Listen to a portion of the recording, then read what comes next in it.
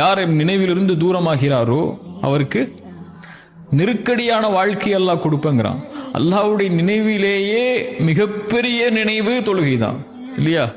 மூசா அலைஹிஸ்ஸலாம் அல்லாஹ் சொல்லும்போது லா இலாஹ இல்லா அன ஃபஅபுதுனி, வணங்க தகுதியான உன்னை தவிர யாரும் இல்லை, என்னையே வணங்கு மூசா, வ அக்கிமிஸ் ஸலாத லிதிக்ரி, என் நினைவுக்காக தொழுகை நிலைநாட்டுங்கிறான்.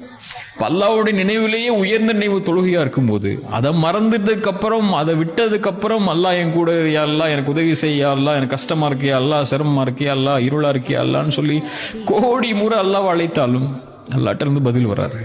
இப்போ ஒரு மனிதனுக்கு அல்லாஹ் கொடுக்கக்கூடிய தண்டனையிலேயே மிகப்பெரிய தண்டனை அவனுடைய அன்புல அவனை விட்டு அல்லாஹ் தூரமாகிறது. அப்படி செய்யணுமா, அல்லாஹ் உங்களை விட்டு தூரமாகணுமா, ஒரே ஒரு செயலை செஞ்சுருங்க, அல்லாஹ் உங்களை விட்டு தூரமாயிருவா. தொழுகை விட்டுருங்க. فقد كفر.